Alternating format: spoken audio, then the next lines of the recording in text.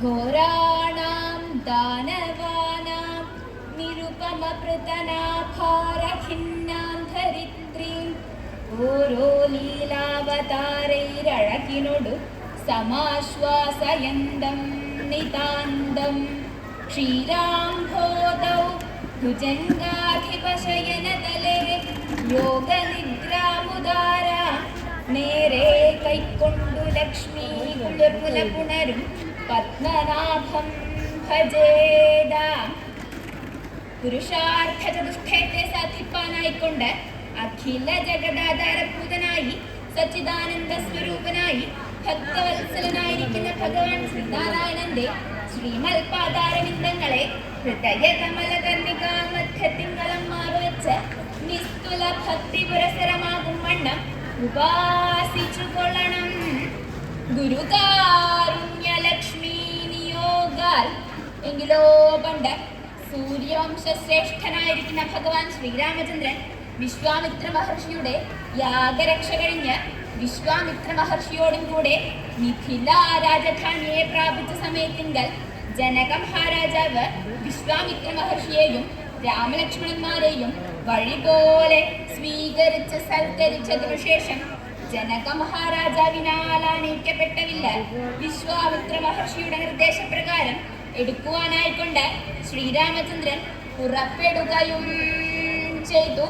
തദനന്തരമാകട്ടെ പ്രണിപത്യകുമാരോയം മൃഡായൈ ച മൃഡായ ച ഉദ്യുക്തോ ധനുരാദാതും സ്മയമാനമുഖം ഭുജ അയം കുമാര മൃഡാന്യൈ ച മൃഡായ ച പ്രണിപത്യ. ആ കുമാരൻ മൃഡാനിക്കായിക്കൊണ്ടും മൃഡനായിക്കൊണ്ടും നമസ്കരിച്ചു. ആ കുമാരൻ ശ്രീരാമചന്ദ്രൻ ശ്രീപാർവതി ദേവിയെയും ശ്രീ പരമേശ്വരനെയും വഴി പോലെ നമസ്കരിക്കേണ്ടായി. എപ്പോ? ആ വില്ലെടുക്കാനായിട്ട് പുറപ്പെട്ട സമയത്ത്. വിശ്വാമിത്ര മഹർഷിയുടെ യാഗരക്ഷയ്ക്കായിട്ട് വന്നതാണല്ലോ ശ്രീരാമചന്ദ്രനും അനുജൻ ലക്ഷ്മണനും. യാഗരക്ഷയൊക്കെ കഴിഞ്ഞ അവരവിടുന്ന് പുറപ്പെട്ട് ഗൗതമാശ്രമത്തിലെത്തി അഹല്യക്ക് ശാപമോക്ഷമൊക്കെ കൊടുക്കൽ കഴിഞ്ഞ് മിഥില രാജധാനിയിലെത്തി. ആ മിഥില രാജധാനിയിലെത്തിയപ്പോഴോ ജനക മഹാരാജാവ് വിശ്വാമിത്ര മഹർഷിയുടെയും കുമാരന്മാരുടെയും വരവറിഞ്ഞ് അവരെ വേണ്ട വിധത്തില് സ്വീകരിച്ച് സൽക്കരിക്കണ്ടായി. എന്താ? സർവരാലും പൂജ്യനായ വിശ്വാമിത്ര മഹർഷിയാണ് എഴുന്നള്ളണത്. കൂടെ വരണതോ അയോധ്യാപതിയായിട്ടുള്ള ദശരഥ മഹാരാജാവിന്റെ പുത്രന്മാര്. അപ്പൊ അവരെ ഏതു വിധത്തിലും മാനിക്കണം. വഴി പോലെ വേണ്ട വിധത്തില് സ്വീകരിച്ച് സൽക്കരിക്കണ്ടായി. ആ ശ്രീരാമചന്ദ്രനെ കണ്ട സമയത്ത് ജനക മഹാരാജാവിന്റെ ഉള്ളിൽ ഇങ്ങനെ ഒരു ആഗ്രഹം ഉണ്ടായി. എന്താ അദ്ദേഹത്തിന് തോന്നിയത്? ആ തന്റെ പുത്രി സീതയ്ക്ക് അനുരൂപനായിട്ടുള്ളതാണ് ഈ കുമാരൻ രാമൻ. അനുയോജ്യനാണ്, യോജ്യനായിട്ടുള്ള വരനാണല്ലോ എന്നാണ് തോന്നിയത്. അപ്പൊ തന്നെ മറ്റൊരു വിചാരം ഉണ്ടായി. എന്താ അത്? തന്റെ ആഗ്രഹം നടക്കാൻ പോണില്ല. എന്താ അത്? സീതയെ രാമന് അങ്ങോട്ട് കൊടുക്കാൻ നിവർത്തിയില്ല. സീതയുടെ സ്വയംവരം നിശ്ചയിച്ചിട്ടുള്ളതാണ്. ആരാണോ അവിടെ ഇരിക്കുന്ന ആ ത്രയംബകം വില്ലെടുക്കണത്, ആ എടുത്ത് കുലക്കണത്, അവർക്കാണ് കൊടുക്കാൻ നിശ്ചയിച്ചിട്ടുള്ളത്. അപ്പോ തന്റെ ആഗ്രഹം വെറുതെയാണ്, നടക്കാൻ പോണില്ല എന്ന് ചിന്തിച്ച് ജനക മഹാരാജാവ് ചിന്താകുലനായി നിൽക്കണത്, മനോവിഷമത്തോടു കൂടി നിൽക്കണത് വിശ്വാമിത്ര മഹർഷി കണ്ടു. എന്താ ജനകൻ, എന്താ അങ്ങ് ആലോചിക്കണത്? ഒന്നുമില്ല, ഞാൻ ഒരു കാര്യം അങ്ങനെ നിരീച്ചു. എന്താച്ചാലും പറയൂ.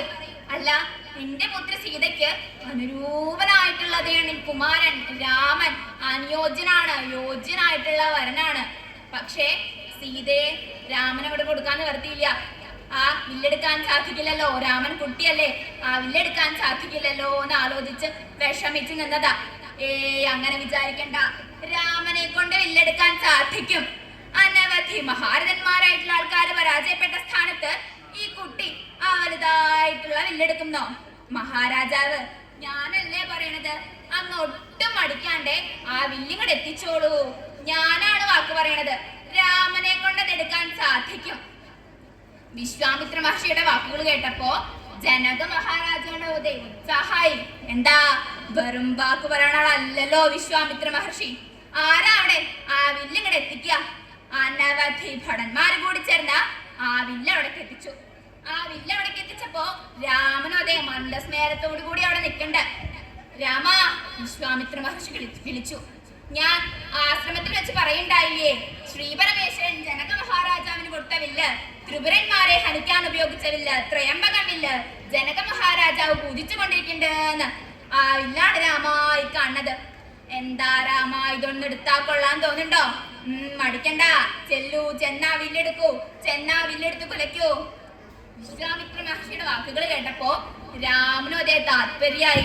എന്താ കുമാര, കുട്ടിയാണല്ലോ, എന്തിനോടും കൗതുകമുള്ള പ്രായമാണല്ലോ ബാല്യകാലം എന്ന് പറയണത്. അപ്പോ വിശ്വാമിത്ര മഹർഷിയുടെ നിർദ്ദേശം കൂടി കിട്ടിക്കഴിഞ്ഞപ്പോ രാമൻ നേരെ ആ വില്ലെടുക്കാനായിട്ട് ചെന്നു. അവിടെ ചെന്നിട്ടോ പ്രണിപത്യ, നമസ്കരിക്കാണ് ഉണ്ടായത്. ആരെയാ നമസ്കരിച്ചത്? വില്ലിനെയാണോ നമസ്കരിച്ചത്? അതല്ല, പിന്നെയോ ശ്രീ പാർവതി ദേവിയെയും ശ്രീ പരമേശ്വരനെയാണ് നമസ്കരിച്ചത്. അതെന്താ പാർവതി ദേവിയെയും പരമേശ്വരനെയും നമസ്കരിച്ചു എന്ന് പറയണത്? ശ്രീ പരമേശ്വരന്റെ അല്ലേ വില്ല്? അപ്പൊ ആ വില്ലെടുക്കുമ്പോ ഭഗവാനെ നമസ്കരിച്ചാ പോരെ? പാർവതി ദേവി എന്തിനാ നമസ്കരിക്കണത്? ശിവനെ നമസ്കരിച്ചാ പോരേന്നാണെങ്കിൽ കുമാര, കുട്ടിയാണല്ലോ, വകതിരിവൊന്നുമില്ലല്ലോ. ആരെയാണ് ആദ്യം വേണ്ടത്, ആർക്കാണ് കൂടുതൽ പ്രാധാന്യം ഒന്നും അറിഞ്ഞിട്ടല്ല. ആദ്യം അമ്മയെ ദേവി തോന്നി നമസ്കരിച്ചു, പിന്നെ ശിവനെ. അതല്ല, കരുതിയിട്ട് തന്നെയാണ്. ഒന്നും കണക്കാക്കാഞ്ഞിട്ട് അങ്ങനെ ചെയ്തതല്ല, കണക്കാക്കിയിട്ട് തന്നെയാണ് പാർവതി ദേവിയെ നമസ്കരിച്ചത് ആദ്യം. എന്താ അത്? ആ വില്ലെടുക്കാൻ ചെന്നു കഴിഞ്ഞാൽ ആരുടെ ആയി വില്ല്? ശ്രീ പരമേശ്വരൻ ജനകന് കൊടുത്തതാ. അപ്പോ വളരെ കാലം പഴക്കമുള്ളതാണ്, അനവധി കാലമായിട്ട് വെറുതെ ഇരിക്കുന്നതുമാണ്. ചിലപ്പോ അതെടുത്ത് കുലയ്ക്കാൻ പുറപ്പെട്ടാൽ അതിന് വല്ല കേടും സംഭവിച്ചു എന്ന് വരാം. അങ്ങനെ സംഭവിച്ചാൽ ശ്രീ പരമേശ്വരന് കോപം വരും, ഭഗവാന് കോപം വരും. ആഹാ, എന്റെ വില്ല്, ഞാൻ ത്രിപുരന്മാരെ ഹനിക്കാൻ ഉപയോഗിച്ച വില്ല് ആരാണ് നശിപ്പിച്ചത്? അവന്റെ കഥ കഴിക്കുക. ക്ഷിപ്രഗോപിയാണല്ലോ ഭഗവാൻ ശ്രീ പരമേശ്വരൻ. അദ്ദേഹം കോപിച്ചു പുറപ്പെട്ടു എന്ന് വരും. അങ്ങനെ ഭഗവാൻ കോപിച്ചു പുറപ്പെട്ടാൽ അദ്ദേഹത്തെ തടയാൻ ലോകത്തിൽ ആർക്കും സാധിക്കില്ല, ശക്തിയില്ല. ഒരേ ഒരാൾക്കേ സാധിക്കുള്ളൂ. തന്റെ നേരെ ഭഗവാൻ ശ്രീ പരമേശ്വരൻ കോപിച്ചു പുറപ്പെട്ടാൽ ഒരേ ഒരാൾക്കേ അദ്ദേഹത്തെ തടയാൻ സാധിക്കുള്ളൂ. ആർക്കത്? പാർവതി ദേവിക്ക്. പാർവതി ദേവി വിചാരിച്ചാൽ ഭഗവാനെ തടയാൻ സാധിക്കും. എങ്ങനെയാ അത്? ശ്രീ പരമേശ്വരൻ കോപിച്ചു പുറപ്പെടുമ്പോൾ പാർവതി ദേവി കാണും. എവിടേക്കാ? അങ്ങ് ധൃതിയിൽ പുറപ്പെടണത്. പാർവതി കുറച്ച് ധൃതിയിൽ തന്നെയാ. ഞാൻ അവന്റെ കഥ കഴിക്കാൻ പോവാ. അവന്റെ കഥയോ? അങ്ങനെ ആരുടെ കാര്യവും പറയണ കേൾക്കണ്ടായില്ലല്ലോ. അവൻ തന്നെ, ആ രാമൻ, ദശരഥന്റെ പുത്രല്ലേ, അവൻ എന്റെ വില്ല് നശിപ്പിച്ചു. അങ്ങയുടെ വില്ലോ? അതിന് വില്ല് നശിപ്പിക്കാൻ രാമൻ ഇവിടെ എവിടെയോ വന്നില്ലല്ലോ. ഇവിടെ ഉള്ളന്റെ വില്ലല്ല, അവിടെ ഉള്ളന്റെ വില്ല്. അവിടെ ഉള്ള വില്ലോ? ഞാൻ ജനകന് കൊടുത്ത വില്ലില്ലേ, ആ വില്ല്. അതെങ്ങനെയാ അങ്ങയുടെ വില്ലാകുക? അങ്ങ് ജനകന് കൊടുത്തു എന്ന് അങ്ങനെ പറയണു. ജനകന് കൊടുത്ത വില്ല് ജനകന്റെ വില്ലല്ലേ? ആ വില്ല് നശിപ്പിച്ചാൽ ജനകനല്ലേ ശുണ്ഠി എടുത്ത് പുറപ്പെടേണ്ടത്? അങ്ങെന്തിനാ ആദേശിക്കണത്? പാർവതി, ഞാൻ ജനകന് കൊടുത്താലും വില്ല് അത് എന്റെ വില്ലാണ്. അതെങ്ങനെ അങ്ങയുടെ വില്ലാകുക? മറ്റൊരാൾക്ക് ഒരു സാധനം കൊടുത്തു കഴിഞ്ഞാൽ എന്റേതെന്ന് പറയാൻ പാടില്ല. അതിന് ദുസാമർത്ഥ്യം അതിന് പറയാ. പാർവതി എന്തൊക്കെ പറഞ്ഞാലും വില്ല് അത് എന്റെ വില്ലാണ്. ഞാൻ ആവശ്യം കഴിഞ്ഞപ്പോ ജനകന് കൊടുത്തു. അതന്നെയാ ഞാൻ പറഞ്ഞത്. ആവശ്യം കഴിഞ്ഞു ഉപകാരം ഇല്ലാണ്ടായപ്പോ കൊണ്ടുപോയി കളഞ്ഞു എന്ന് വേണം പറയാൻ. കളഞ്ഞ വില്ല് ജനകനെടുത്ത് പൂജിച്ചു എന്ന് വെച്ചോളൂ, അത്രേ ഉള്ളൂ. പാർവതി അങ്ങനെയല്ല, വില്ല് അതെന്റെ വില്ലാണ്. എനിക്ക് ദേഷ്യം സഹിക്കാൻ വയ്യാതെ ആയിട്ടുണ്ട്. ഞാൻ അവന്റെ കഥ കഴിക്കാൻ പുറപ്പെടുകയാണ്. എനിക്ക് മനസ്സിലായി. എന്താ അങ്ങേക്കിപ്പോ അങ്ങയുടെ ആ പഴയ വില്ലെടുത്ത് കേടുവരുത്തിയതിനല്ല ദേഷ്യം, പിന്നെ വെറുതെ ഞാൻ അങ്ങോട്ട് ദേഷ്യപ്പെടും. അതന്നെ ഞാൻ ചോദിക്കുന്നത്, എന്തിനാ ഈ വെറുതെ ദേഷ്യം? വെറുതെ അല്ല, ദേഷ്യം വേറൊരു കാര്യത്തിനോ? അങ്ങനെ ഇപ്പൊ ഇവിടെ എന്താ ഉണ്ടായത്? പാർവതിക്ക് എന്താ പറയാനുള്ള പറയൂ, എനിക്ക് ധൃതിയുണ്ട്. രാമൻ നമസ്കരിക്കണ്ടല്ലോ, എന്നെ നമസ്കരിച്ചു, അങ്ങയെ നമസ്കരിച്ചു, എന്നെ നമസ്കരിച്ചു, പാർവതിയെ നമസ്കരിച്ചു. ആരെ ആദ്യം നമസ്കരിച്ചത്? അത് പാർവതിയെ. അതന്നെയാണ് അങ്ങയുടെ നീരസത്തിനുള്ള കാരണം. രാമൻ ആദ്യം എന്നെയല്ലേ നമസ്കരിച്ചത്? അതുകൊണ്ടല്ലേ അങ്ങ് ഇപ്പൊ ശുണ്ഠി എടുത്ത് പുറപ്പെടേണ്ടത്, അല്ലാതെ അങ്ങയുടെ ആ പഴയ കേടുവരുത്തിയതിനുള്ള നീരസം കൊണ്ടൊന്നല്ലോ.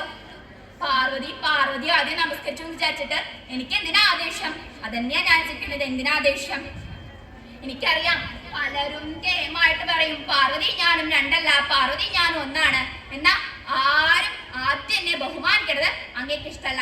അങ്ങയുടെ കഴിഞ്ഞിട്ടാണെങ്കിൽ വിരോധമല്ല, ഇല്ലെങ്കിൽ അങ്ങേക്കും വിരോധാണ്. അല്ലെങ്കിലും സ്വാർത്ഥനാണല്ലോ പുരുഷന്മാർ മുഴുവൻ സ്ത്രീകൾക്ക് തുല്യസ്ഥാനം തുല്യപദവി എന്നിങ്ങനെ കേമായിട്ട് പറയും.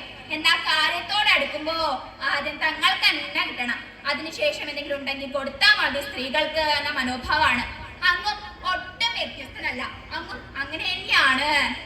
പാർവതി എന്തിനാ അങ്ങനെ വേണ്ടാത്തത് ചിന്തിക്കണത്? വേണ്ടാത്തതല്ല, വേണ്ടതാണ്. ഞാൻ അങ്ങനെയൊന്നും നിരീക്ഷിച്ചല്ല എന്ന് പറഞ്ഞില്ലേ?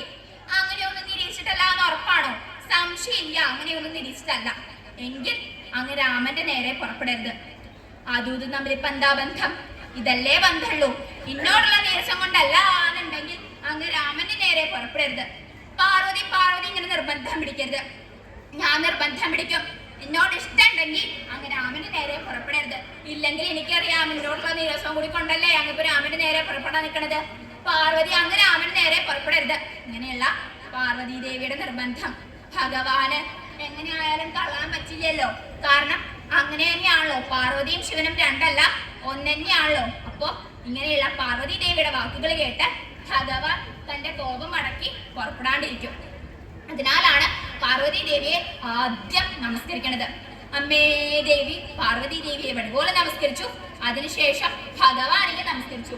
എന്നിട്ടോ ധനും ആദാതും ഉദ്യുക്ത, ധനുസിനെ ആദാനം ചെയ്യാനായിട്ട് ഉദ്യുക്തനായി പുറപ്പെട്ടു. വില്ലെടുക്കാനായിട്ട് പുറപ്പെട്ടു.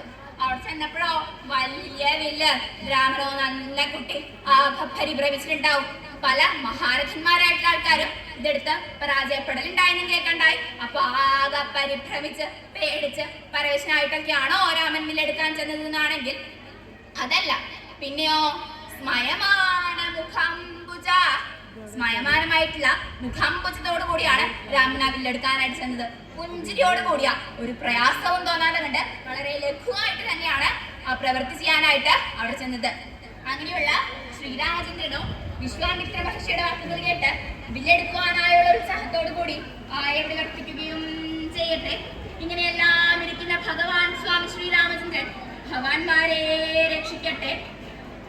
കളവേണുരവ കളായ നീല കമലാ ചുംബനലംബടോതിരമ്യ അളിപോതരിവാരവിന്ദ മധ്യേ രമതാം മേ ഹൃദി ദേവകീ കിശോര.